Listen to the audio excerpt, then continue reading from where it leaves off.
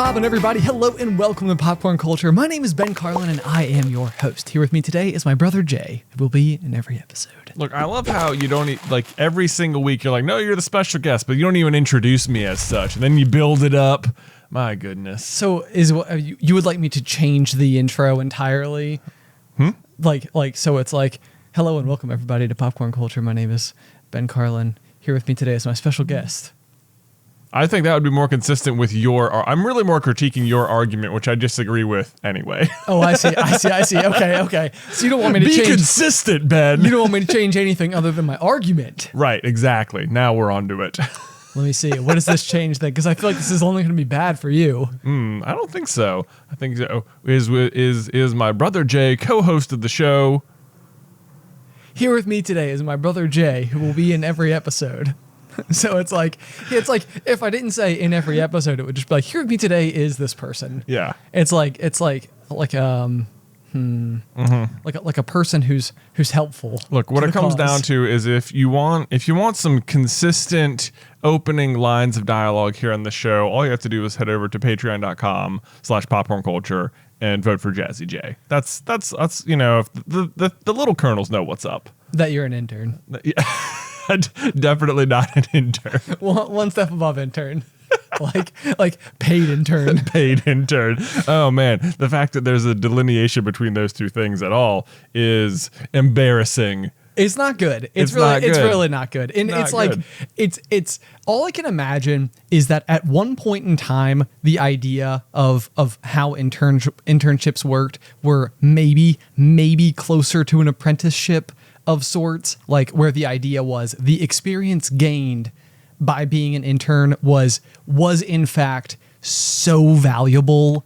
Oh, right. Like where I can see where if you were like, would you like to come shadow me for a week or something? And you were like doing the thing and you were there with the person. And the whole point was like, I am literally mentoring you for this week, as a service to you or something. Exactly. And I would see it almost more as unpaid teaching opposed to unpaid employment. That's exactly what it is. That's exactly what it is. I think the idea of an internship was supposed to be that. I have heard tell of internships where you had to pay to be there. Oh, like you're like paying for the training to work there. Yeah, that's not good. That's like, no, oh my gosh, it makes me so mad. I did 3 internships in college. None of them were paid. And if you were an employer or plan on employing people, let me just say, please pay your interns. Oh, because they are doing work. You have to pay people for their work. Or we need to, because what I really feel like, I mean, like anything, I feel like things start out usually like with fairly good intentions, but then as time goes on, they are like changed or morphed or manipulated to it's like this is not what this is supposed to be. It's like a departure from the original idea. Because the other thing I would argue in some capacities is that internships are also just not like extraordinarily beneficial if all you're doing is going and grabbing coffee for people. And I don't know how many internships are actually like that, where it's like it's just that kind of that feels like the meme, is like. Yeah, like I'm the intern, so I do the coffee run. But I don't know. I mean, sometimes I think that we've paid every intern who's ever worked for us, but I feel like there is maybe the idea that being here, being in the space, being around all of the equipment and watching the process, and realistically being a fly on the wall is in fact beneficial. Yeah, right. I think so. Am I talking myself in circle right now? I think we typically we have hired the interns we have hired. We have given them work to do that we have put up on channels.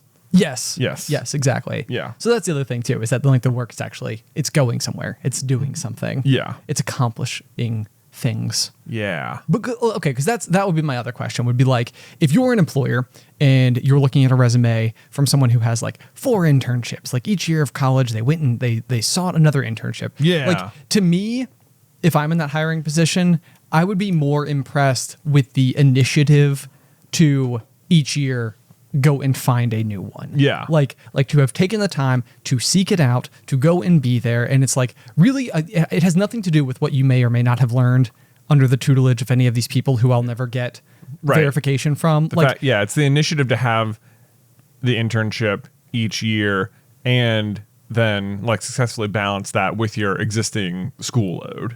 Exactly. But then at the same rate, you know, like there's sort of like the interesting dilemma of like, what if you have somebody who's like working their way through college? So maybe you're like an assistant manager at like a grocery store or something. So maybe has nothing to do with your field in, let's say, engineering, but also this is someone who like went and as a way to get themselves to the point where they could apply for this job, were also working that much harder just to get there. Right. You know what I mean? It's like it's hard because on resumes, like it's there are words, but like those words so rarely do proper justice to everything that may have happened on the other end. Like I think some words might look more impressive and are not such, and other words may not look that impressive but are such. Yeah. You know? I do. It's like every job title. Like every job title now sounds very, very nice. Yeah, it's true. Yeah. It's true. But see, that's the thing too with words is that I feel like so often they morph. So like the departure from like the term like secretary to executive assistant is like, I feel like that is only an improvement until executive assistant just has the exact same connotations as secretary did. Right. And I don't know if when that terminology changed, if that actually made like a substantial difference in job duties, like in terms of like responsibility, in terms of pay, in terms of like what comes with it. Like they changed the name, and with the name change, it became much more important. Yeah. Because like I think, and I could be wrong here, but there's nothing that feels actively negative about the word secretary. It has much more to do with the idea of like someone who is maybe underpaid to be like a helper and maybe doing like answering phones. Right. You know, like it's not. Yeah, I don't know all the duties or how the name changes affected the duties of the employee in question. Right. And here's the other thing too, is that like when I was doing aquarium work, I would like many of my clients at the time were people who were owners of businesses or you know, CEOs of companies or whatever. It made it such that my point of contact at any of those locations was this executive assistant. And dude, these people are pros. Like, I mean, for sure, like I think it probably varies wildly depending on your field and how high up in the company, whoever you're the executive assistant of. But I'm sure at levels, it's like what you're really hiring is like that person and every contact they know in the biz. Yeah. You know, it's like, oh, you got this person? Yeah, I have an in over there. Because what you want to be able to do with that person is say like, I have a problem, get it done. And them to just be like, don't worry about it. And they're off. Yeah. And I mean, here's the thing though, because it's like that job in so many ways can just be like creative problem solving. Right. And so like in a lot, like sometimes I'll think about that job and I'm like, I would like that job. You would be an executive assistant? Yeah, for sure. Yeah. It'd be like, okay, bring it on. What do we need to do? Have I ever told the story about Get Wood? Yeah, I think you've definitely told that story. Okay. The very, very, very short version of it is that when I was doing my interning with an aquarium guy who was much, much higher in the country in terms of like recognition, which is to say he has recognition and I had 5-gallon buckets. Right. So the disparity was pretty massive. But we were at this conference center and we were putting up a 500-gallon saltwater display tank in the middle of the conference center that like had literally been brought in on like a trailer and then like rolled across the floor and set into a position. And it needed a shim. And typically if you're like shimming a bookcase, this is like a small flat piece of wood that you like slide underneath so that it's level. Yeah. You know, like a tiny wedge. Like a tiny wedge. Yeah. A shim for a 500-gallon aquarium is a 2x4. You know, right. it's bigger. It's a piece of lumber. And this was like one of those situations where the guy who was in charge was like, I need you to go find a 30-inch 2x4. You know, and it was just like, yeah.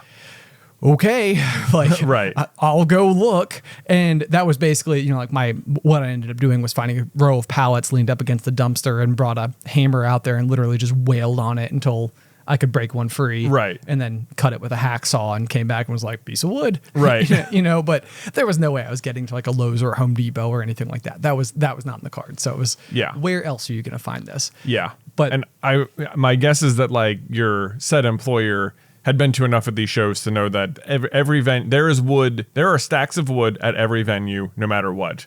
somewhere. Yes. Right. Yeah. Like I think what he knew is now what I know. Right. Which is like if I were ever in that position and I was like, we need a piece of wood, it would be like, go find some. Right. Like it's here. It's here. It's here. I promise you that. But I don't know where it is. I can't tell you who to talk to. I have absolutely no direction to give you other than your own resourcefulness. Go do it. But I feel like that would be a very fun job if that's just like what I was assigned to do all day, every day. Let me ask you this. This is a sort of I'll explain the connection in a second.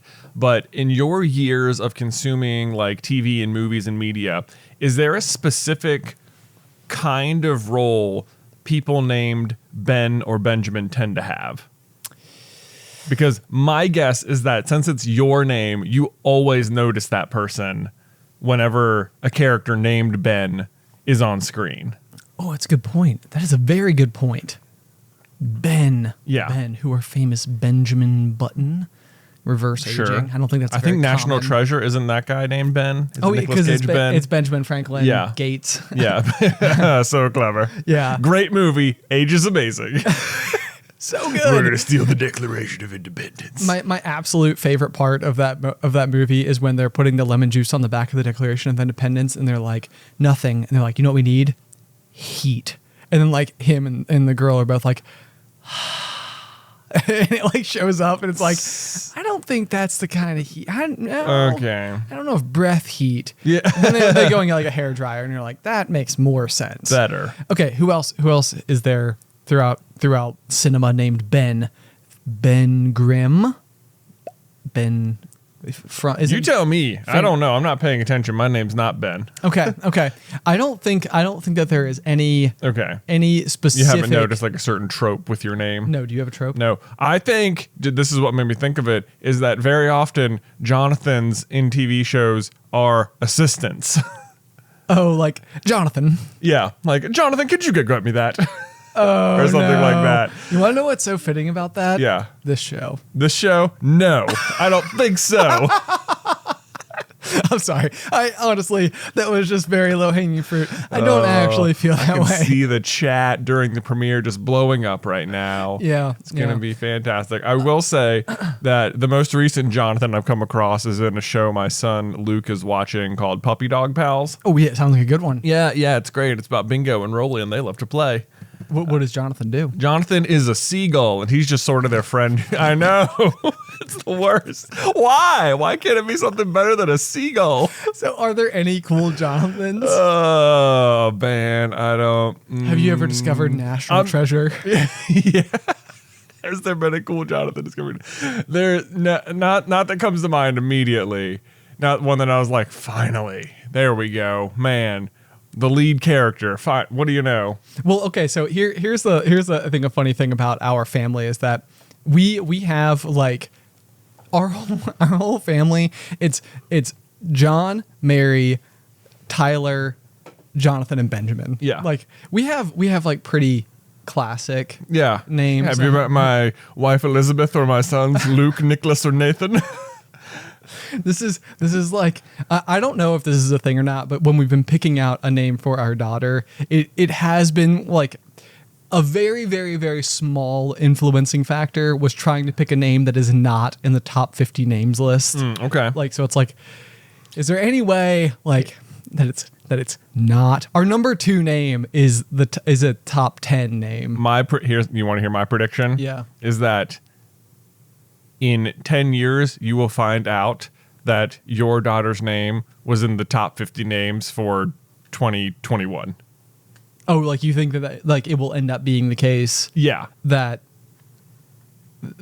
it's a much more common name because you are living inside of the social funnel of name-based influence. Exactly. Wow. Well phrased. Thanks. Yes. Thanks. Yeah. So basically what that means is that unknowingly many people right now are settling on this particular name for reasons. Exactly. Yes. For all the same reasons. Okay. I will say that there's absolutely one reason in particular that I'm fairly certain that our name will be popular. I'm going to wait until after she's here and I've told everybody what her name is. Right. And I'll have to tell you our entire dilemma with this name and how funny it's been and everything. But we are set. We are set on a name. The name of the top 10 that we are not using is Harper. Oh, okay. Yeah. So that is not her name. That's not her name. Rule that one out. If you've got like a list of all the names that I've been dropping over all of our various platforms as names that we did not use. Right. That's one of them. Okay. Not Harper. Not Harper. Gotcha. Okay. And then also the other thing we definitely need to know is if there has ever been a cool Jonathan in a yeah, like in a show, a movie, anything ever. I think the problem I run into is that if you're writing a script, you'd just so much rather call your character John instead of Jonathan. Because there's plenty of great Johns out there. True. You know? True. Mm-hmm. Yeah, John is a common one. It's very common. It's amongst the most common names. Yeah. I mean, it's no Muhammad, but well, that's a super bad joke. Yeah. In case anybody is like, that's a random stab. Yeah. What? Yeah. Okay. Ooh. Okay. Here, as we're talking about names, Ben, segue. I have an update about the Washington football team and their name selection. Are you ready? Give it to me. They have a name? They do not have a name, but I want your opinions on this because it's been a while since we've talked about the Washington football team and their name saga. It's due course though because they went an entire season as the Washington football team. Yes, and they will go a whole second season. They will go a whole. Okay. Yes. One of my favorite things, as my small aside on this, is that when you play fantasy football, when you are picking your defense, they list it by the mascot name, so you could pick like the Ravens or the Rams or the Patriots as like it won't say like New England or LA or whatever. It says that. So literally, if you chose Washington's defense, it just says football team. Yeah. It's like, that's hilarious. I like one of the things I like about Washington football team is that the abbreviation then is WFT, which just it feels so close to WTF. Like, nice. You know, if I think people are hesitant to like latch on to create too much culture around the name Washington football team. But if they were just like, that's it, it's official, we are moving forward, this is the new name permanently, I think that would be amongst the very first things that people started incorporating into the culture was WTF. Yeah, I think that's true. I can see it. I think that's true. Can I just have a brief aside before you give me the actual names and say that I would love it if the name that they chose was just the Force. The Force? And their symbol was a lightsaber. It's like the Washington the Force. The Washington the Force. Right, so the Force. The Force. Not the Washington Force. No, the Washington the Force. The Washington the Force. Yes, the Washington the Fourth. Okay. Force. The Fourth. Just the Fourth. The Fourth. Not a bad option either. That is actually that's not the worst because it could be like 4th of July. And it is Washington. Yeah, and it's Washington. Actually, that's not bad. That's not okay. I'm surprised that's not a more common. It's better than some that are on this list I'm about to read to you. Okay, give it to me. Okay, so this was put out, I think, by the Washington football team. On Twitter, it's got a verified check, although it says Washington football team on CBS Sports. I think that must have been a name change because they were playing a preseason game on CBS during the time of the tweet. Yep. However, so what we have here is a list of 8 names. And according to the tweet, the 3 finalists were selected from this list of 8 candidates. So as per the tweet, they have already selected 3 finalists. But they're showing us the top 8. Okay. So it's not as if your influence can make any difference. They've already moved past 5 of these names. But my guess is that we'll be able to know the top 3. No problem whatsoever. You think so? I think they're okay. So I'll read them out to you. And we'll just see what you think of each one. Ready? The Washington Armada. I literally went to Armadillo. You went to Armadillo? I was like, well, they're not really in Washington. Yeah. But so I don't. Armada. I think that's more of like a nautical, like the Navy kind of thing. Yeah, I'm indifferent to it. Okay, so it's not immediately like that's amazing. The Washington Brigade. Okay, so similar. I guess so. Sort of like just military themed word. Yeah. Yeah, I don't love it either. I know. I'm not. Okay, continue. Okay, the Washington Commanders. That's not bad. Mm-hmm. I could see that. Just, I mean, Commander in Chief. Washington. Yeah, I think it's a reference to specifically them, like George Washington as well. Oh, I see. As like the original commander in chief or whatever. That's okay. That's my guess because it is Washington and that's who it's named after. But the Washington Commanders, yeah, I'm not sold on Commanders myself. That's fine. I would say it's better than the other two so far. Okay, the Washington Defenders. Man, I know. Why are they all not that great? No. This one sounds like if you're going to go with defenders, that just sounds like more players on the field. You may as well just stick with football team. You know what? Because then you have both sides of the ball. What's hilarious about what I brought up though is that if you were picking your defense for fantasy football at this point, God, it would right. say, which defense do you want? The defenders. I would like the defenders, please. Because if that's their name, they must be good, right? Right. They're not. That's a bad Ever? name. It's a bad name because Chase Young is on the Washington defense to be right fair, now. To be fair, and they their are defense, very good. Their defense is very good. Yeah. I don't mean to throw shade. Don't want to throw shade. Definitely not Chase Young. He's a big boy. Defender seems like a bad name because of its immediate, like if you ever have a bad defense, which of course eventually you will, just through the regular churn of the NFL, like you're just asking to be made fun of with that name. Yeah. Like, the Defenders, worst defense in the league. Like that's, I don't know about that. This next one, the Washington Presidents. Yeah.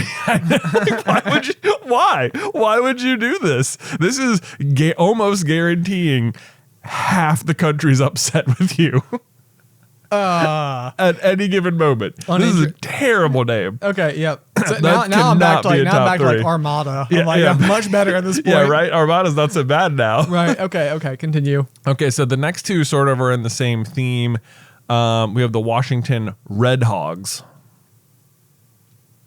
Okay. Is this a reference to like a super group of fans? I think that is probably where it's being sourced from because it has always confused me where the hogs came from, but there is like a particular group of the fans who go to the game who dress in like dresses and then like pig snouts, and they're like the hogs. The hogiform? Yeah, I guess so. I have no idea where it came from, but I know that's part of it.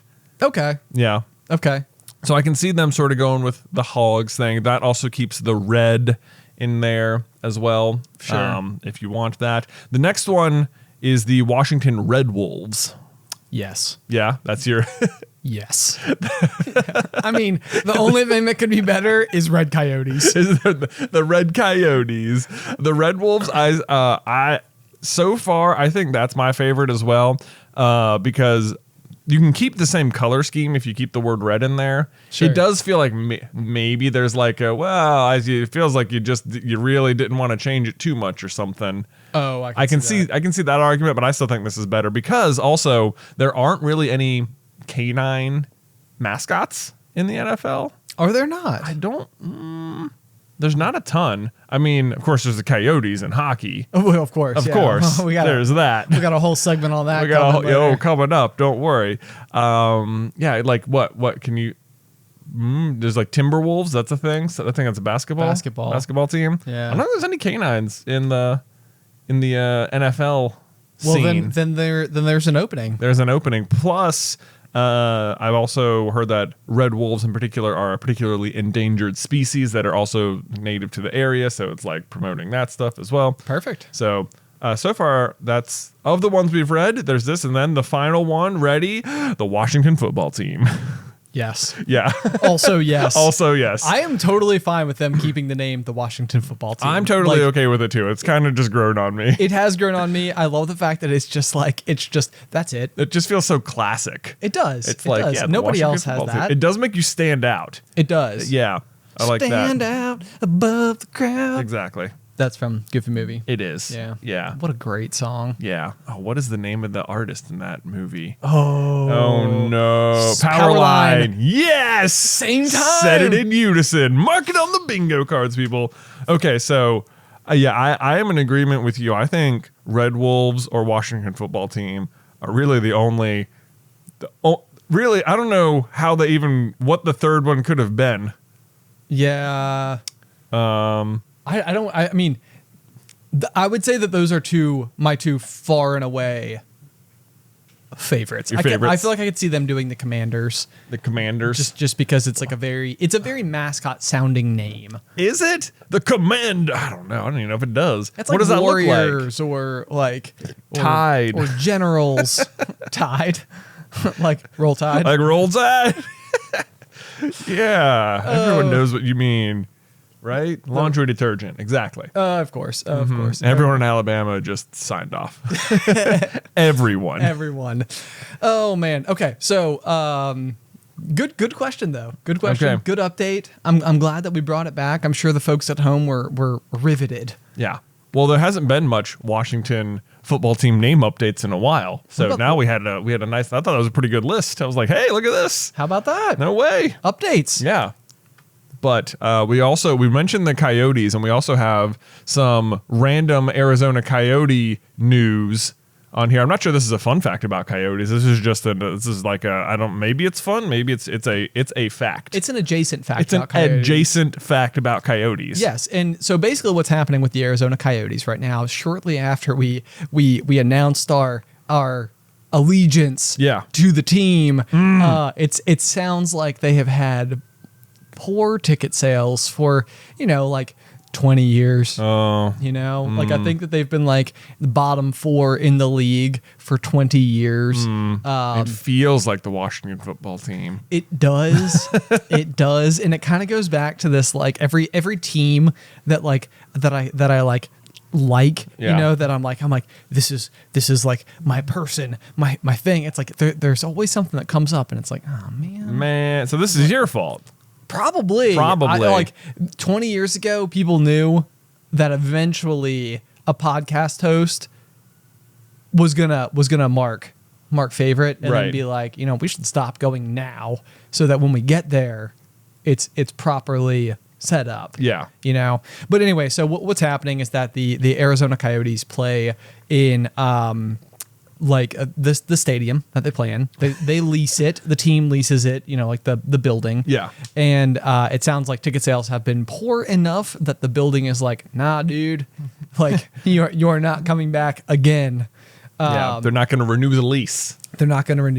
So the question starts to become, where do they go? Where are they going to go? Here. You think they should come here? The Roanoke Coyotes. Yes. Yeah. They can work at my old concert venue. Yes, they could. That is the only ice in town, Ben. No, there's two. There's 2 ice in town. Where's the other ice in town? It probably wouldn't be relevant for most of the listeners at home. I'll think of it. It's somewhere up there. But there's 2 ice in town. Okay. Where we'll start our pickup hockey league. Okay. Where we can call ourselves the Washington football team, in case Washington doesn't go with that. Yeah. And even though we're playing hockey. Yeah. This is getting really obscure. Yeah, the Washington hockey team in Roanoke. Yes. Exactly. So anyway, if anybody has any contacts over at the Coyotes, front office, and you'd like to get us, a call to suggest they move to Roanoke across the country, to a small market, right? I guarantee we'd go. Yeah, we'll go. We'll go if you can arrange it, travel and stuff. We'll be there. Right. The selling point. We'll be like, come on over to Roanoke. We have we have some ice. You can skate on it. Right. Yeah. Sure. I used to work there, and I feel pretty confident I can get them on board with an NHL team. Pretty confident. I know a guy. I know some people. Okay, I'll make some phone calls. I'll be your in. Right. Okay. So that's basically pending NHL team move to Roanoke from across the country. Pending. You all heard it here. The Coyotes are coming to Roanoke. Right. Probably. So while we talk about things that are relatively unimportant, Jay, I lately have been putting kind of a focused effort into talking about less serious things. Oh, have you? Yeah, well, I've been trying. I've been trying. I feel like for the past several months, at some point in time, I feel like here on the Pop we started like discussing like deeper topics. Yeah. And then like they got deeper and then deeper. And it was kind of like I loved it. I was like, this is the like, I got like a place I can take all these thoughts, I can throw them out into the inner sphere. Throw them. Maybe someone will come back to me with some good thinkings, which many people have. But I have also found that I think that where I have traditionally throughout history been, like, I would say reasonably okay with communication skills. Like I would probably put that more into like a strength column, like, go and be able to like have conversation with people. I have become so obsessed with these types of topics that like small talk is gone entirely. Like, I like walk up, to the person at the bank to drop off our like rent check. And like, while I'm there for 30 seconds, I'm like, so what do you think the effect blame is having on the entire society right now? Let's discuss, and it's become a thing. So I've been trying to like, trying to peel it back. I've been trying to peel it back. Yeah. I noticed it actually a lot. A couple weekends ago at the wedding was, I was like going into it and I'm like, there's going to be a lot of people here and I'm going to have a lot of temptation to have a lot of like, hey, while we're sitting here next to the pool, why don't we talk about this thing? And I was like, I need to not do that. I need to like, not have those types of discussions, especially because like when you're entering into the greater unknown of way more people and not knowing like where or how they might feel about certain things, you don't want to like accidentally get too deep with it. Right. That being said, I do feel like I have a slightly deep topic for today that we could potentially discuss. Okay. Because this has been like a query that's been floating through my brain skull for a couple of weeks, and so I'd be interested to lob it out there to everybody to also ponder upon.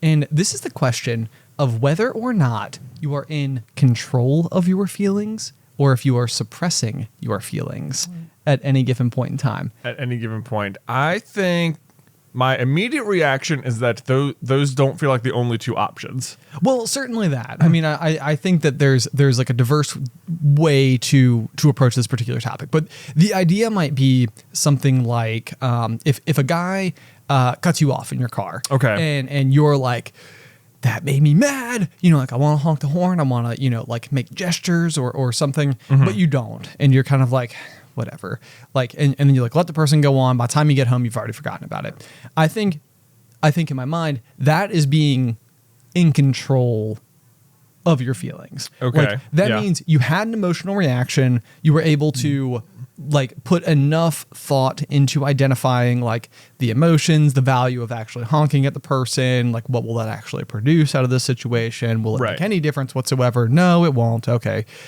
Moving on. Like, you're not hurt by this person. Your day is not really in any way like severely impacted by this particular thing.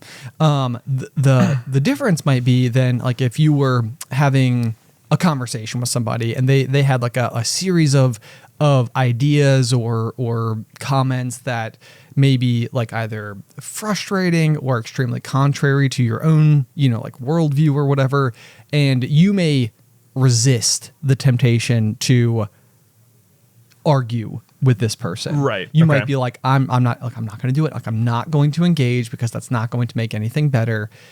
Like I'm just going to like hold on to it. But I would say the difference in this situation might be the circumstance that later on that day, you're still frustrated. Okay. Like, your feelings towards this person have now like there's almost like weight on the shoulders of the relationship from your end as it pertains to this other one person. So it's kind of like, now as time goes on, like you might be inching closer to a straw that broke the camel's back type of situation. Like I was frustrated with you that one day, I didn't say anything. And then I got more frustrated with you another day, I still didn't say anything. And then eventually it's like, they like leave the milk out and you're like, that's it. And at this point in time, it's like it's not that you were in control of your emotions by not having like an emotional outburst at them, because what you were doing was taking that emotional outburst and literally holding on to it. So like it didn't ever go away. You stored it, and it was almost like, jarred on your shelf of feelings that you have inside of your heart. I think probably I think my thought is you probably that sounds much more like you're suppressing your emotions and like emotions demand to be felt, you know? Yes. That's sort of the nature of it. So I think in your initial example there, when someone like cuts you off in traffic and you just like let it go, I don't think that's necessarily a matter of like being in control of your anger. I think that's more a situation of like you have just like enough experience in situations like this to where it doesn't even make you angry. Like if you were like, it's not that you were like forced yourself. I mean, maybe that's the case. Like if you can just let it go like right away in the moment, then I don't think you were ever actually angry. No, and I think that I would say that is where the way that you've described it is very differently than how I presented it, Okay. which is to say that like it does make you mad. Okay, so if someone, it does make you mad, and you Like, just like, you're like your reaction is like you know, like you sort of like have that reaction of like this person almost just ruined my day because they almost hit my car in the process of cutting in front of me, or they cut in front of me and now I missed out on the last cheeseburger at the drive-thru that evening because they ran out one person in front of me. Furious. But I think this is where like emotional maturity may come into place, because you may also know that there is nothing to be gained from expressing that frustration. Like you and this other person are going in completely different directions. You will never, well, you probably will cross paths with them again at some point in time because we live in a small town here. I had a friend at one point in time who drove a pink car. Yeah. That made this abundantly clear. That you are driving past the same people all the time. You just don't realize constantly, it. Yeah. unless they drive a pink car, at which point in time you're like, oh, there they are again. I do pass this car a lot. Yeah. And chances are, like, if you're driving like to and from work the same way, I bet you're passing the same people all the time. All the time. I pass by one lady every day, almost every day on the way to work. And she is always waiting about 200 feet away from the crosswalk, trying to cross the road. Where 200 feet away from the crosswalk? Yeah, like that's really far. 200 feet is quite far. Okay, well, it's not okay. Maybe at like 100 feet then. Wait, okay, hold on. Let me try to approach this better. So, like, let's say there's a stoplight in front of you, and you're driving at the stoplight. Yes. Are you saying that this person is 100 feet away from the crosswalk in the direction of you? So, like, they stand between you and the crosswalk, and they're trying to cross at a not crosswalk? They are trying to jaywalk across the street. But they're close to a crosswalk. They're close to a crosswalk. What they're clearly trying to do is avoid walking the extra, like, rest of the way down to the crosswalk and then go across the street and come back up, because clearly they don't want to like cover that big horseshoe of a distance when they can just cut straight across here. Okay, I understand that much better, because what I thought you meant was every once in a while I'll have this situation where I'll be like driving up to a crosswalk and have a green in front of me, but you're always supposed to yield to pedestrians anyway. But so every once in a while I'll have the case where like somebody has like headphones on and they're like walking at a swift pace at the intersection where they ultimately will stop, but based on the cadence of their current trot, it doesn't seem like they're going to. And so like frequently I'm like, you're like 10 steps away from stepping out into the intersection at this moment, and it looks like you don't see me, so I'm gonna start slowing down anyway. But okay, you stopped, so I'm good to go. Yeah. But so when you said like 200 feet away, I thought you meant like the intersection was right there and you were approaching it, and they were like way over here. Oh. You know, like, and it was like, well, are they really even at risk of crossing in front of you? But it makes more sense now. I'm always just confused. Like, they must get stuck waiting for a long time every single day, because I always see them, and I don't come every single day at the exact same time. And like, they're always stuck there waiting. It's like, why don't you just go to the crosswalk? Like, it's not that much further. Right. Yeah. Small. Baffling to me. Yeah, well, that makes sense. This is, I mean, they must think they're saving that much time. They must. And I think that sometimes that is the philosophy of, oh gosh, who is the dad? Phil Dunphy from Modern Family. There's this one scene that has like changed my life, where he's like running up the stairs and he's like, slow is smooth and smooth is fast, slow is smooth and smooth is fast. And it's like, oh my gosh, that is such good advice. Right? Like I have had so many situations like where I'm like trying to get a whole bunch of chores done at home or whatever, and I'll start to get into this like frantic mode where like I'll turn and I'll knock something over, and then like I'll drop a box of screws, and then like I'll have to pick those up, and I'm like, deep breath, slow down. Like if you can just do this methodically and carefully, then it will ultimately be faster than all of the chaos you will cause by moving too erratically. Yeah. So slow is smooth and smooth is fast. Right. So slow is fast. Slow is fast. Right. Yes. Unexpectedly. But I would say in this particular person's example, it's like they are determined to go fast, which would be the shortcut. Yeah. But the shortcut has the barrier that is traffic. And so it's like the most direct route isn't the fastest route in this particular case because you have that added barrier. But if you go up to the crosswalk, it's slower, but also faster because then it's guaranteed. Then you have like designated walkway. Right. Yeah. Exactly. So slow is smooth and smooth is fast. Slow is smooth is fast. I should stop and just tell them that one day. Like just FYI, slow is smooth and smooth is fast. Horseshoe. Yeah, horseshoe. You got this. You're here every day. Right. Because I mean, it's also probably hard to recognize that too. Like it may not be a dilemma that they themselves are realizing, or there's always that thought of like what if I walk towards the crosswalk, but then an opening is available, and so it's like it could be the type of thing where it's like 25% of the time the most direct route is the fastest. Right. Yeah, that's the thing. There must be sometimes when she gets there and she can just walk clean across, and sure enough, she has saved the time big time. It's the scratcher ticket phenomenon. Right, yeah, but yeah, and then like how long do you have to be waiting before you're like now it's like, well, now it doesn't matter. Now you're like pot committed. Yeah, exactly. Yeah.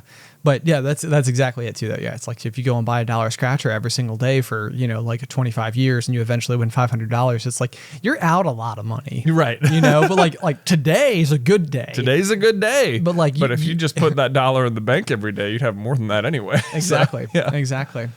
Yeah. But so anyway, back to my original point, because this has been like something that I feel like I've been trying to be much more cognizant of is the difference between being in control of an emotion and suppressing an emotion, because I do think at any given point in time, the end result is inaction. Like you are choosing to not have an emotional outburst of some kind. And I say outburst as if it's going to be like a temper tantrum of a child in like the middle of the grocery store because they didn't get bubble gum or something. But I think an emotional outburst can be any version of you letting your feelings out. That could be, for you, that might be calm, but it's still contrary to the current. And frequently for me, like I've talked a lot about being like a people pleaser. It's not very easy for me to even calmly be contrary to the people who are in the room. Right. Like someone express an opinion and be like, actually, I don't think that's right. And it's like, I'm not shouting at the person, but it is taking an enormous amount of like emotional, like I'm feeling a lot. And it's like my pulse would probably be like through the roof. I would say the difference to me is that if you're like in control, it's like you are choosing not to react a certain way in the moment, whereas suppressing is like denying that you feel that way at all. Okay. Let's think that through. Well, okay, because that's the other thing. I think you're so especially onto something with the idea of controlling an emotion, because like I think if we go back to the not honking at somebody example, it's like I think what you can probably rationally realize, like you said before, this might happen enough. You might be well exposed to this particular problem. Doesn't mean it doesn't frustrate you when it happens, but you also know that it's very fleeting and that it'll go by, and like that you don't need to be upset with it for longer because it's not going to cause you more of a long-term problem. Right. Like if you get pulled over by a police officer and you get a speeding ticket, then you have to deal with that until either it's been paid off or you've gone to court and resolved it. Meaning that like it has long-term effect on you. So your frustration might be more not at the cop, but at that something. By the time you get home, like I got a speeding ticket today. It's going to come out then as you need to express yourself. But so the question might be is the more that you can be specifically in tune or able to recognize what the emotion that you're feeling is and kind of like why, and then like what, and also being able to define the parameters around it to determine what potential impact may come from this particular thing. And like, I think the idea of disagreement, especially in like our society, the issue with it is that your fear is that if you disagree with something that somebody else says that's near you, makes it so you are now incompatible with that person. Just like at all going forward. Yeah. Like we disagree on this one thing and therefore we can't exist near each other at all. Yes. Right. And I do think that that's like, I think that that's part of the problem. And I think that like part of why I think some people engage in comment arguments on social media and stuff because they think it's fun. Or it's like to them, maybe like intellectual debate. But to others, what I really think is potentially happening is like, you have expressed something that I like emotionally disagree with. And now I am fearful as it's like, despite all of the evidence that may exist that we have coexisted for quite a period of time. Now that I know you feel this way about this particular thing, I don't know if we're going to be able to get along with anything else until like we can meet common ground here. Mm-hmm. And so I think that like the reason that suppressing like an emotion around a disagreement with another human being, especially someone you are going to be exposed to on a more ongoing basis, is now it's kind of like the speeding ticket problem. It's like, this has to be unresolved. Like this is now like an unresolved problem that it's hard to rationally recognize that like, it's okay if we disagree with like on one thing, you know, it's okay if we disagree on many things, right? You know, but I think that I think it's something that we just all struggle with because it's like, it introduces an unknown into the relationship that you then have with another human being. Right. And unknowns are just scary in general. Sure. Nobody likes unknowns. The only people who like unknowns are people who are 100% sure that they can adapt to unknowns at which point in time they're no longer unknowns.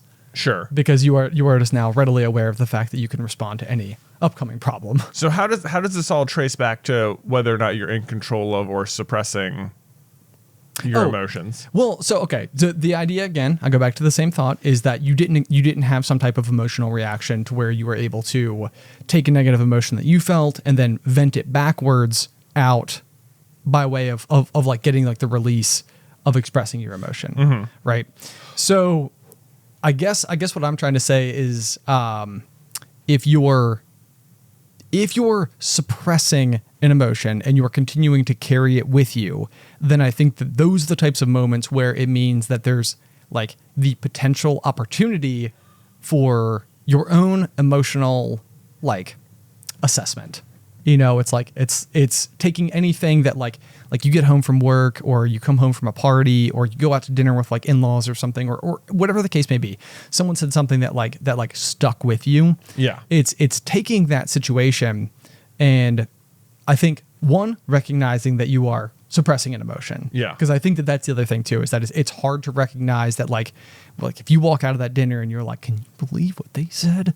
You know, it's like, then what's happened is you've suppressed an emotion. And I think that if like we can all work to identify like what was it about the situation that like rubbed me the wrong way or made me upset, then I think that there's the opportunity for greater advancement in terms of how we all intermingle is maybe what it comes down to. So you were again going back to the driving example. You were able to recognize that this person's gone. Whatever, this is not a problem. I don't have to deal with this person. There are no lasting ramifications. I think that this could very well be the case with suppressed emotions as well, where if you can spend enough time getting to the root of like what made the negative emotion occur to begin with that you needed to suppress, there can be greater opportunity to recognize this is not going to be an ongoing problem. In the same way that car drove away and now I don't have to deal with them, it's like, oh, okay, I see what happened here. This person made me feel this way because I feel this way very strongly about this, but they don't know this, about like my personal experiences. I could communicate that to them and maybe that'll make a difference. So I guess the idea is that I feel like I, for a very long period of time, again, people pleaser, it's my key personality trait, I think. I think that I, for a very long period of time, suppressed emotions very, very, very frequently. Right, like just wouldn't voice any opinion contrary to anyone ever. Ever, yes. Right. Which meant that I was constantly carrying like a huge debt. Yeah. You know, like I think we have people on our roof. Yes, the AC is not working and the ducks are up there, so people are inspecting it. Sorry if you can hear the stomping. The stomping. But yeah, so because you're carrying this debt with you at all points in time, I feel like it also makes you then that much closer to that straw that broke the camel back type of situation where it's like a small thing could then potentially set you off. Yeah. Versus something that should set you off because there's reason for it to set you off. Mm-hmm. So I guess what I'm trying to communicate is both recognizing the difference, because I do think that there are at the very least two key ways that you may react to any given problem. Sure. And I think that the more analysis you do of suppressed emotions, the more emotionally healthy you'll be, and the less you'll have to suppress them. I would say there's probably a third way, which is to just immediately express said emotion in the moment. Yes. Yeah. And okay, so I would say that you do this. Yeah. Like, I would say that you are much more willing to, like, you know, if it's like, hey, should we go to Moe's or Chipotle? You'd be like, not Moe's. You know, whereas I would be like, well, I don't care. Like, either one's fine. You choose. You know, and then like they'd be like, Moe's. And I'm like, like, right. Very light example, obviously, but I think that you would be much more willing to speak up and just express how you felt about this particular thing. And as such, I think that you are emotionally healthy to the tune of not carrying an enormous amount of this debt. Oh, thanks. Yeah, no problem. No problem. But where am I going with this? Yes. So for me though, again, the idea is that I am not good at expressing it. Okay. And I think that comes from years and years and years of not doing so. Okay. And so very frequently now my version of expressing it, as I've tried to do this more for myself, I think comes across as a bit more abrasive. I see. Than I've ever intended it to be. This is what we're really talking about. It's me. Yeah. Well, I think that other people may relate, possibly, or it could just be me and you're just listening to me talk at this point in time. I'm sure plenty of people have experienced keeping something to themselves and then exploding later. Yes. Yeah. But with me, I think it's kind of two things too, because I think one, people don't really expect me to be contrary, because I think for so long there's been a history of me not doing it. Yeah. So I think on the one hand, people just don't expect me to speak up in this capacity at all. It's like, well, where's this coming from? Mm-hmm. But then the other thing is I have no practice doing it. Yeah. So very frequently it's like emotional reaction bubbling to the surface. Response. Ooh, Ben, you know what is a great way to practice this? What's that? Is having strong opinions about weak things. Interesting. See, this has really been a 90 episode explanation about the benefits and merits of having strong opinions about weak things. Because when you have a strong opinion about a weak thing, it's such a trivial matter as to, it doesn't matter how like negative, like how much you backlash at the other person, because you're like talking about what, like such stupid things. Moe's versus Chipotle. Like, well, that's not stupid. That's obviously the clear answer is Chipotle. The clear answer for so many reasons. Ben's trying to get an emotional reaction out of me right now. I'm going to keep it controlled, Ben. Way to do it. But hey, if you were to walk home today and be like, Beth, listen to what Ben did. Listen. And then tomorrow I show up with Dunkin' Donuts instead of local commodity Duck Donuts. Yeah. You'd be like, once again, there's this guy in the fast food eateries and choosing the wrong ones. Oh, absolutely. No, Ben, there's no wrong donut shop. I'm throwing my donut on the roof. No, absolutely not. I mean, I love a good Dunkin' Donut. I like Krispy Kreme. I like Duck. All good. All good. All fantastic. All acceptable donuts. Now, see, this is a great example, though. A great example would be, for like a strong opinion about a weak thing, would be like, what's your favorite donut? Oh, interesting. Like from Dunkin' Donut. Dunkin' Donuts. My favorite is pink frosting with sprinkles. Yeah, that's the correct answer. Everyone else is wrong. Whatever else you said in the chat, incorrect.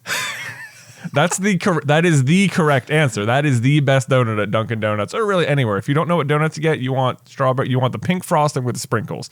That's the best donut.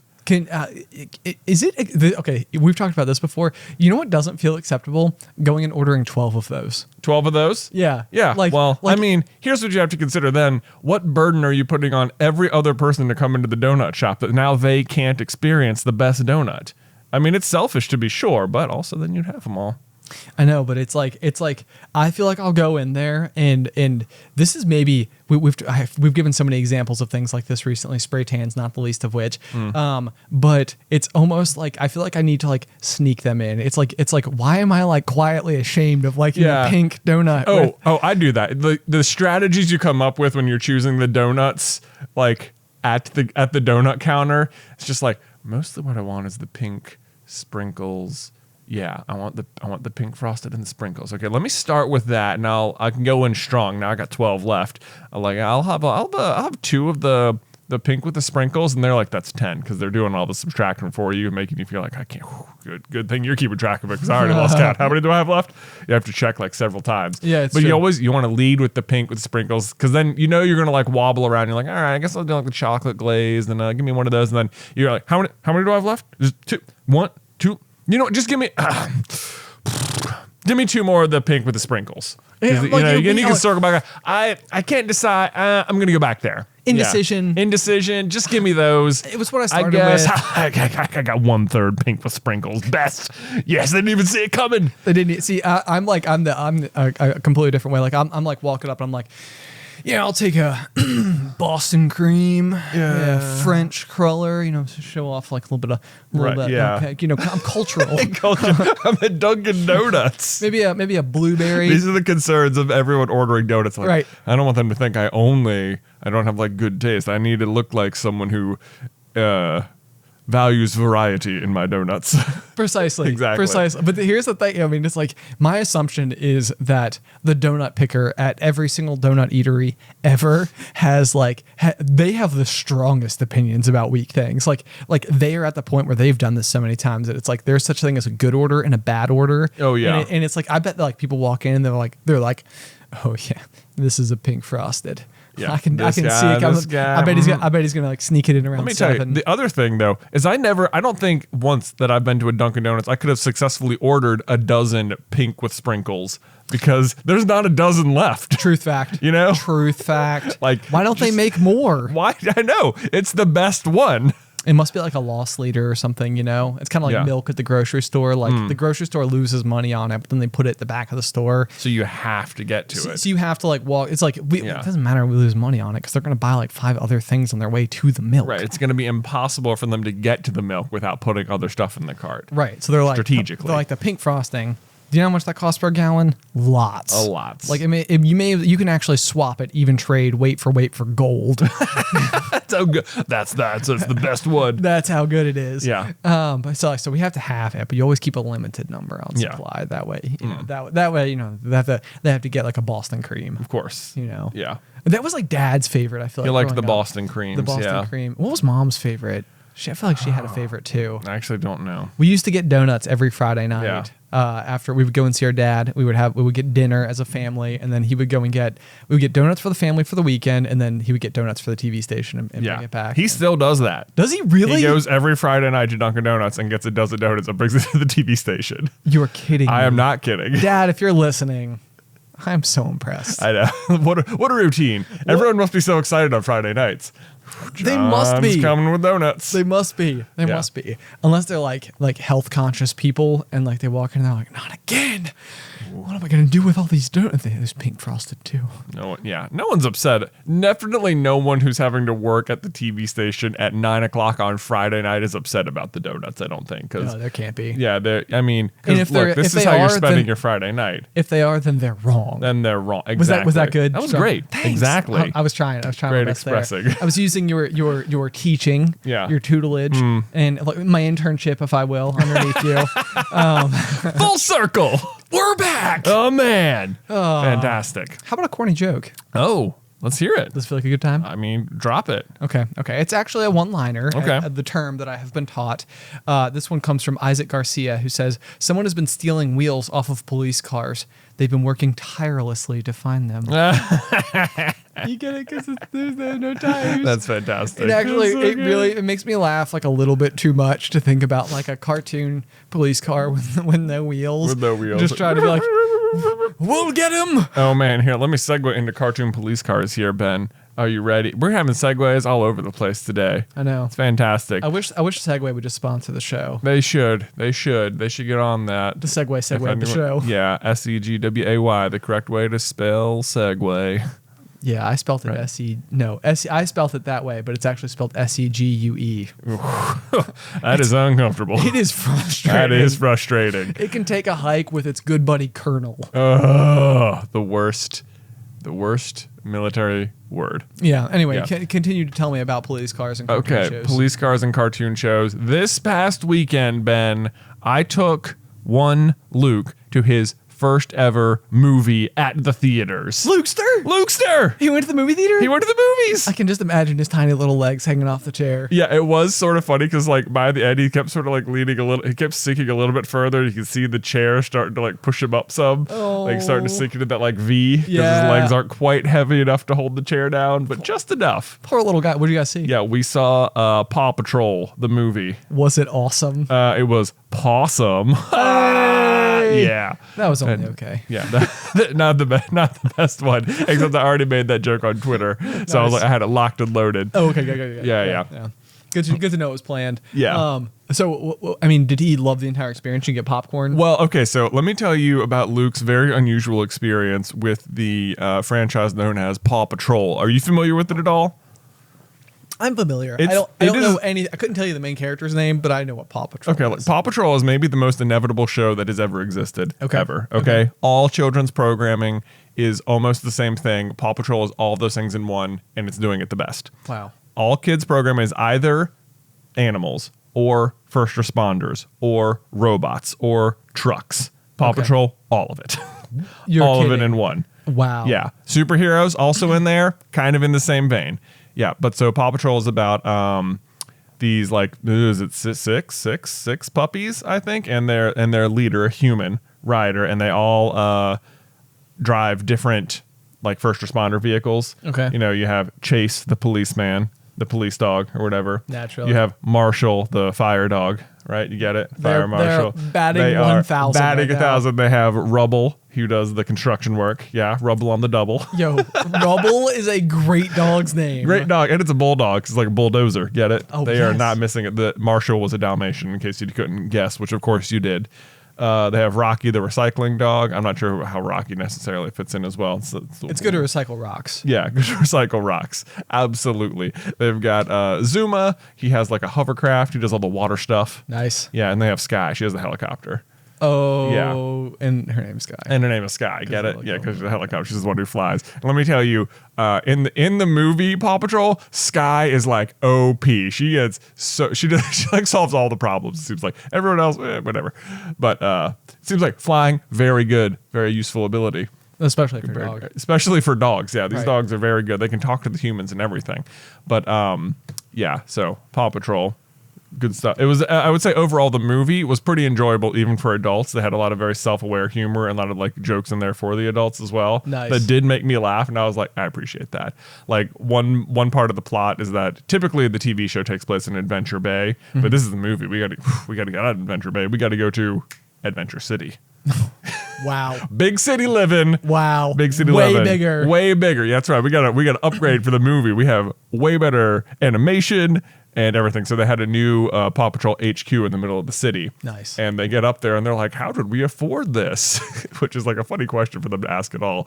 But Ryder, the human, holds up a t-shirt, like a real life t-shirt that you could actually buy. So you're like, oh, Paw Patrol merchandise. This stuff sells like hotcakes. And it's like, yes, it does. I was like, that was hilarious. I can't believe you put that in the movie. That is so true. That's awesome. Yeah. That's awesome. So do you think that Luke, like when he got home, did he say anything about the movie going experience? Like, does he like want to go back and see the big TV again? I think he does want to go back. Probably not necessarily. Well, I didn't even finish telling you about the relationship between Luke and Paw Patrol. Oh, yeah. Right. So this is, Paw Patrol. It's like, it's all the things from every kid's show all put into one.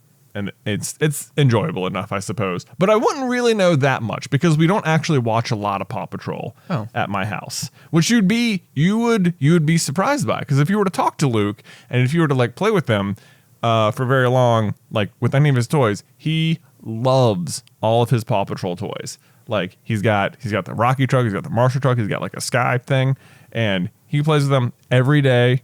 When you ask him about like his birthday, he's like, oh, I want the Paw. He wants like the tower. That's what he wants. He wants all the Paw Patrol toys. Okay, but he doesn't like the show. But yes, that's the weird thing is that I'm like, anytime he wants to watch TV though, he'd be like, oh, do you want to watch Paw Patrol? I'd be like, no. I do. He will not watch it. Like, does not like the show or doesn't want to watch it. Is like offended that you're even asking, which is weird because right now he's watching Puppy Dog Pals, which is just another dogs. That feels pretty Paw Patrol. It's so adjacent. Yeah. It is so right there. And he's just like, no. So my only concern was that like I really wanted to take him to the movies because I was like, oh, this will be so fun. We can go. It'll be like a thing we can do this afternoon. We'll do it big. But the only problem is that the main kids movie out is Paw Patrol. So I'm concerned that I'm going to get there and I'm going to like get the popcorn and the candy and we're going to be like so excited. It's got a big screen and then he's going to be upset about the content itself. Wow. Yeah. Was that the case? Well, I will say it was interesting. So we got there and I was like, yeah, we're going to the movies. And he's like, I don't know. Like, he doesn't know what that means yet. Sure. Like, I'm like, no, it's like a really big. I was like, look at the wall over there. Like the screen's going to be that big. And even that, he's like, what? Not really picking up on it. But we get there and I'm like, okay, let's get a soda. And I let him pick out some candy. And he was very excited about that. Like, what? Naturally. Like, this is the first one. I want you to have an extremely positive experience going to the movies. Positive. Yes, a positive experience. Nailed it. Going to the movies is like this is what we do. Oh yeah. Like the family biz, son. This is the family biz. Welcome to the movies. This is what I talk about. When I go to work, this is what I'm doing. I'm talking about movies, not that are only a little bit higher up the kids movie chart than this. Right. Yes. Yeah. So I really wanted, we got the popcorn, we got the candy, he got Sour Patch Kids. I think he pointed at the M&Ms. I don't know. They gave him that. I handed them to him. He told me afterwards that he was pointing at the M&Ms. I was like, whatever. He ate the Sour Patch Kids and he enjoyed them. But that's good. We sat in there and we sat at the movie theater. It's like, and the movie is just starting. Fortunately, we didn't have to like sit there and wait for like all the previews to go through or like wait for it to start. It was like we walked in at exactly the right time and they start playing the Paw Patrol theme song. And he's like, I don't like this. Like, I don't want to. I was like, no. It's going to be all right. This is fun. Isn't it fun? Have some candy. It's going to be good. I was like, I am positive he would like the show if he would just watch it. Even, I'm like, we're going to sit there. We're going to watch the whole thing. And I'm sure it's going to win him over. And at like one point in the movie, he just like leads over and he's like, I want to go back home. And I'm like, no, that's almost over. Don't worry. We'll leave soon. Don't worry. And it's like, it's going to be like 20 minutes. We got like, gosh. We got like another, we're not even an hour in. It was like a 90-minute movie. Did he make it? Oh yeah. And then, he leaned over another point and told me that he wanted to go home again. But then by the end, like when the credits started rolling, I was like, all right, time to get up. And he was like, no, I want to keep watching. I wanted to keep watching. Oh. So by the end, indeed, we had won him over with the movie theater experience. And he was like very much into it. And has he wanted to watch Paw Patrol since then? No. Well, this was like my end game for the movie was like afterwards. The movie theater is like right next to a Barnes and Noble. So I was like, we'll go in and we'll pick out like a Paw Patrol book. So then we'll like just like finish off the experience. We'll leave it and then we'll go get a new thing and then we'll go home and we'll read that thing and it'll all mesh. These are how all the gears are going to come together. Wow. Yeah. Expertly planned. That was my expert plan. However, and it was working pretty good. We went into the Barnes and Noble. We found, went to the kids section and we're like looking for the Paw Patrol books. And this guy comes over and he's like, oh, do you need help? And I was like thinking, oh, what a useful salesperson. They're going to show me where I can find these books, which he's definitely going to know about because it's such a popular thing. And I'm like, yeah, we're looking for Paw Patrol. Yeah, popular thing. And he's like, well, the store's actually closing. So if you want me to like look at it, and like he definitely doesn't know at all what Paw Patrol is. I'm like, oh my God, now this guy. And he's like hovering. And I'm like you tell he wants me to like leave. And I'm like, I just got in here. We just saw the movie. I'm trying to do the thing. And the only like books that I can find that I'm sure there are more out there, but the only ones I can find are ones that like you open up and it's got like a coloring book and a ton of crayons and markers and stuff. And I'm like, this isn't really a book. It's more like a play thing that is Paw Patrol themed. And then there was one that came with a bunch of like just toys and figurines on the inside of the book. And I was like, this is also not what I am looking for. And like, then, we walk past, because if you've been to Barnes & Noble, it's only like half bookstore at this point and like half toy store. Yeah. Which is naturally, and so Luke spots the toys, and in particular, I don't think it would have been a problem, except he spots a shelf of Puppy Dog Pals toys, of which he has 0, and that's like the show he's watching a lot at the moment, and he's like, oh! So all the excitement then got focused there, and this guy's hovering, and I'm like, all right, we're getting this. We got a Rolly toy. Oh, Rolly. Rolly. That's the name of one of the pugs in the show. Oh, I got. Yeah. No, I figured entirely. Yeah. So it's no Sky, but you know. Yeah, it's no Sky. I mean, Rolly. He's sort of the more fun-loving pup of the two. Okay. I would say he's pretty fun. I mean, I like that show too. It's fine, but yeah, that's so we ended up with that toy instead of our Paw Patrol book. We ended up with a Puppy Dog Pal toy. Outstanding. But he was very excited about that. But then I felt like by the time he got home, that's mostly what he was focused on, was the new toy. Well, you tried your best. I tried. I tried. This was my effort. If Paw Patrol is out there, they're watching and they're like, man, we should maybe get this guy hooked up with like an agreement or something. Maybe he can be the voice of Rubble. Rubble on the double. Yes. Are you proud of me for remembering? Absolutely. Excellent. Well done. Excellent. Okay. Yeah. Well, I think as we head into the tail bits of the pop. Yeah. We have a couple of small new segment. A new segment that we're going to introduce here. Okay. Here just at the end of right every here episode. at the end. Right here at the end. It's the time to do it because this is where it will now exist. Yeah. Is at the end. You think so? Is Okay. how I envision it. Yes. That's how it's. Yeah. Okay. Okay. It is going to be Jay and Ben's pick of the week. Pick of the week. Picks of the week. Picks of the weeks. Of the picks. So anyway, the idea here is that I pick something and you pick something, and then we tell everybody about it as like, this is just something that we like right now, and I wanted you to know. Okay, so it doesn't have to necessarily be like a TV show or a movie. It doesn't have to, but my first one is. Okay, mine is too. Okay. Okay. Well, let me go first. Okay. Okay. So mine lately, we have been watching the TV show Jane the Virgin. Oh. Which has fun. been like, it's so it's very like the story has this big like telenovela like under story or whatever, which is like a Spanish like soap opera. Yeah. And it is hilarious because it's almost like if you were to take the soap opera genre and turn it into like a Netflix show, Yeah. or like a show. It is incredibly self-aware. All of the twists and turns are just like, it's like, what? No, it was them. Ah, like it's doing such a, I'm like one season in, but it's doing such a good job of like running the same gag and still being spectacular episode in, episode out. And it makes me laugh. And the narrator is hilarious. So anyway, that's my pick of the week. Okay, that's your pick of the week, Jane the Virgin. Okay, the show I have been watching recently a lot is Titans on Titans, like the Teen Titans, but like as larger Titans. As well, it's like it's a DC show. It's on HBO Max. I guess it was also coming out on like the DC Universe app or whatever. It is like the live action Titans one, and it's good. It is. It's getting better the further I get into it. Okay, for the pick of the week, you're not selling it very hard. No, I will say. You sold Paw Patrol the movie. No, I know. Yeah, that's my pick of the week, right? Paw Patrol the movie. See it. Bring your kids. It was a remarkably full theater, I thought. Oh, okay. Yeah, because it was only like a 4:30 showing, so I was like, I wasn't expecting a big crowd, but well, I mean, that is the primetime showing for 4-year-olds. Yeah, but so my experience with the show Titans is that it forever, when it's come to the DC stuff, any show that is focused more on the sidekicks and less on the actual heroes has almost always seemed better. Like the Teen Titans cartoon when we were growing up, I always really liked. I thought that was really good. Yep. And I think that's aged pretty well.